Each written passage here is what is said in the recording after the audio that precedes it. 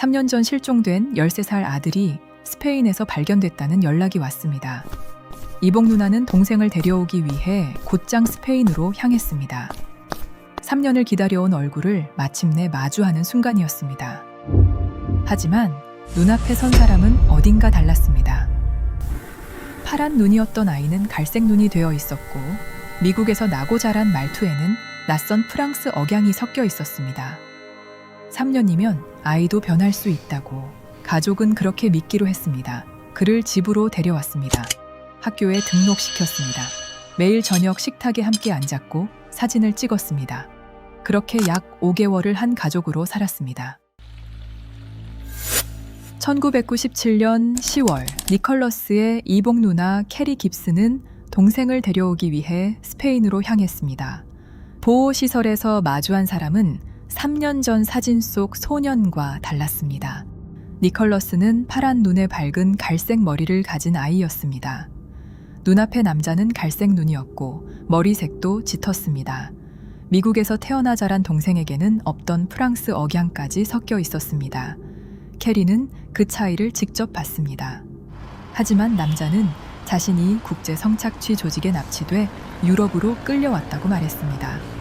오랜 감금과 고문 때문에 기억과 말투가 달라졌고, 범인들이 신원을 숨기기 위해 눈에 화학 물질을 넣어 색깔까지 바꿨다고 주장했습니다. 확인된 증거는 없었습니다. 그럼에도 남자의 오른손, 엄지와 검지 사이에는 니컬러스가 지니고 있던 것과 같은 작은 십자가 문신이 새겨져 있었습니다. 가족의 이름도 알고 있었습니다. 사라진 날 메고 있던 가방처럼 외부인이 알기 어려워 보이는 정보까지 말했습니다. 캐리는 스페인 당국 앞에서 그가 자신의 동생이라고 확인했습니다. 그 한 번의 확인이 모든 의심을 멈추게 했습니다. 스페인 당국도 미국 대사관도 별도의 지문이나 DNA 검사 없이 귀환 절차를 진행했습니다. 남자는 임시 서류를 받아 캐리와 함께 미국행 비행기에 올랐습니다. 그가 정말 니컬러스였기 때문이 아닙니다. 가족이 니컬러스라고 믿었기 때문이었습니다. 미국에 도착한 남자는 어머니 베벌리가 아니라 누나 캐리의 집에서 지냈습니다. 가족은 야구 카드와 음반, 오래된 사진과 추억이 담긴 상자를 꺼내 놓았습니다. 남자는 물건을 하나씩 조심스럽게 들어보았습니다. 그러나 그 안에 얽힌 기억은 제대로 설명하지 못했습니다. 가족과 함께 겪었어야 할 일들도 마찬가지였습니다. 그때마다 같은 설명이 빈자리를 메웠습니다. 오랜 감금과 학대, 그리고 기억상실, 낯선 억양과 달라진 행동까지 모두 3년 동안 겪은 트라우마로 받아들여졌습니다. 그는 학교에 등록했고 가족과 함께 식사하고 사진을 찍으며 니컬러스의 자리에서 살아가기 시작했습니다. 한번 그를 니컬러스라고 받아들인 뒤 차이는 더 이상 의심의 근거가 아니었습니다. 오히려 그가 겪은 고통의 증거가 되었습니다. 가족이 정말로 믿었던 것인지 믿을 수밖에 없었던 것인지는 확인할 수 없습니다. 하지만 미국에 온 지 약 3주 뒤 가족이 아닌 한 사람이 그 얼굴에서 설명되지 않는 차이를 발견했습니다. 돌아온 실종 아동을 취재하기 위해 방송 제작진이 캐리의 집을 찾았습니다. 제작진과 동행한 사설 탐정 찰리 파커는 인터뷰를 지켜보다 이상한 느낌을 받았습니다.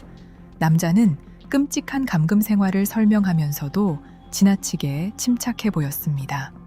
무엇보다 말투에 섞인 억양이 마음에 걸렸습니다. 파커의 눈에 선반 위 니컬러스의 옛 사진이 들어왔습니다. 그는 사진 속 소년과 눈앞의 남자를 번갈아 봤습니다. 그리고 카메라맨에게 한 부분을 가까이 촬영해달라고 부탁했습니다. 귀였습니다. 인터뷰가 끝난 뒤 파커는 옛 사진과 촬영 영상을 컴퓨터에 올렸습니다. 두 사람의 귀는 닮아 보였지만 형태가 일치하지 않았습니다. 파커는 경찰과 가족에게 의심을 알렸습니다. 하지만 경찰은 이미 돌아온 남자를 니컬러스라고 발표한 뒤였습니다. 가족도 그를 아들이라고 확인했습니다.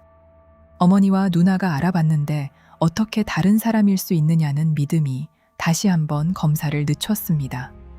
그 사이 FBI 요원 낸시 피셔도 그의 정체를 의심하기 시작했습니다.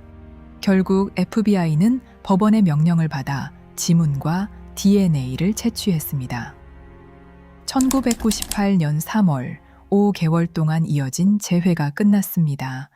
지문은 니컬러스의 것이 아니었습니다. 인터폴에 등록된 프랑스인 프레데리크 브루댕의 기록과 일치했습니다. 그는 16살 소년이 아니라 23살의 성인이었습니다. 그렇다면 남은 질문은 하나였습니다. 브루댕은 니컬러스를 만난 적도 없는데 어떻게 그 소년의 정보와 문신까지 알고 있었을까요? 답은 5개월 전 스페인 리나레스의 보호시설에 있었습니다.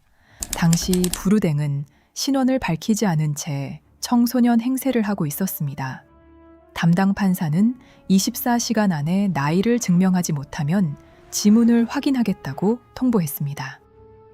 지문이 조회되면 성인이며 상습 사칭범이라는 사실이 드러날 상황이었습니다.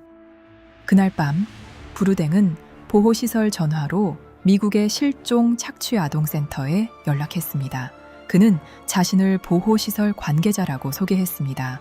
영어를 사용하는 겁먹은 소년이 발견됐지만 이름을 말하지 않는다고 설명했습니다. 그리고 그 소년의 외모를 자기 모습에 맞춰 불러줬습니다. 작은 체격, 짙은 머리, 돌출된 턱, 앞니 사이의 틈. 직원이 실종 아동 자료를 검색한 뒤 한 사람을 찾아냈습니다. 니컬러스 바클리였습니다. 잠시 후 보호시설 팩스로 실종 전단이 도착했습니다. 첫 복사본은 흐릿해 눈 색깔과 얼굴의 세부 특징을 알아보기 어려웠습니다. 브루댕은 전단에 적힌 가족 정보와 신체 특징을 외웠습니다. 니컬러스의 문신도 자기 몸에 따라 그렸습니다. 그리고 다시 전화를 걸었습니다. 조금 전까지 찾고 있던 소년이 지금 바로 옆에 있다고 말했습니다. 처음부터 발견된 소년은 없었습니다. 시설 관계자도, 신고자도, 니컬러스도 모두 브루댕 한 사람이었습니다. 그는 이번에는 스페인 경찰 관계자인 것처럼 샌안토니오 경찰에 연락했습니다. 실종자 센터에서 얻은 정보를 증거처럼 제시했습니다. 브루댕은 사실을 알고 있어서 가족을 속인 것이 아니었습니다. 가족과 기관이 건네준 정보를 다시 돌려주며 자신이 진짜라는 믿음을 만든 것입니다. 프레데리크 브루댕이 다른 사람이 된 것은 이번이 처음이 아니었습니다. 그는 어린 시절부터 자신을 버려지거나 학대받은 소년으로 꾸며 여러 나라의 보호시설과 학교에 들어갔습니다. 서로 다른 언어와 말투, 걸음걸이와 표정까지 바꾸며 수십 개의 신원을 사용했습니다. 돈을 노린 흔적은 뚜렷하지 않았습니다.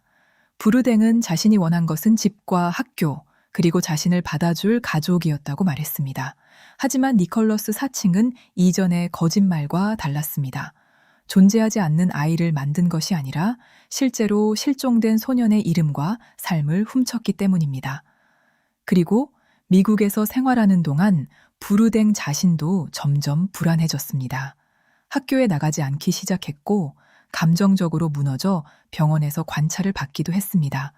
그는 가족을 얻었지만 그 가족 안에서 매 순간 니컬러스여야 했습니다. 그러던 브루댕은 체포된 뒤 또 하나의 이야기를 꺼냈습니다. 이번에는 자신이 아니라 가족이 거짓말을 했다는 주장이었습니다. 브루댕은 가족이 처음부터 자신이 가짜라는 사실을 알고 있었다고 주장했습니다. 진짜 니컬러스의 실종에 가족 중 누군가 연루돼 있었고 사건을 끝내기 위해 살아 돌아온 아들이 필요했기 때문에 자신을 받아들였다는 이야기였습니다. 수사기관도 가족의 행동을 다시 들여다봤습니다. 눈 색깔과 얼굴, 목소리가 다른 사람을 왜 의심하지 않았는지, 어머니 베벌리는 왜 돌아온 아들과 함께 살지 않았는지, 가족의 기억을 거의 말하지 못했는데도 왜 검사를 요구하지 않았는지 질문했습니다. 니컬러스의 이복형 제이슨도 의심을 받았습니다. 실종 약 3개월 뒤 니컬러스를 차고 앞에서 봤다는 그의 신고가 신뢰하기 어렵다고 판단됐기 때문입니다. 하지만 의심은 증거가 아니었습니다. 브루댕은 오랫동안 수많은 신분과 이야기를 만들어 온 사람이었습니다. 그의 새로운 주장을 뒷받침할 물증은 발견되지 않았습니다. 가족 누구도 니컬러스의 실종과 관련해 기소되지 않았습니다. 확인된 사실만 놓고 보면 가장 현실적인 설명은 단순합니다. 한 남자는 가족의 믿음을 이용했고 3년 동안 아이를 기다린 가족은 돌아왔다는 희망을 먼저 붙잡았습니다. 그러나 그 설명만으로 모든 의문이 사라지는 것은 아닙니다. 프레데리크 브루댕은 여권 사기와 위증 혐의로 징역 6년을 선고받았습니다. 가짜 니컬러스의 정체는 지문과 DNA로 밝혀졌습니다. 하지만 과학이 찾아내지 못한 사람이 한 명 남아 있습니다. 진짜 니컬러스 바클리입니다. 1994년 6월 13일 니컬러스는 농구를 마치고 집으로 돌아오다 사라졌습니다. 그는 가족에게 데리러 와달라고 전화했지만 결국 혼자 걸어가야 했습니다. 그날 이후 니컬러스가 살아있다는 사실을 증명한 사람은 아무도 없습니다. 현재도 미국 실종 착취아동 센터에는 그의 실종 기록과 성장 추정 사진이 남아 있습니다. 브루댕은 한동안 그 소년의 이름으로 살았습니다. 가족의 집에 들어갔고 학교에 다녔으며 니컬러스에게 돌아왔어야 할 환영을 대신 받았습니다. 그러나 그는 니컬러스가 어디로 사라졌는지는 알지 못했습니다. 가짜 아들은 돌아왔습니다. 진짜 아들은 아직 돌아오지 않았습니다. 그렇다면 가족은 왜 눈앞에 낯선 남자를 아들이라고 받아들였을까요?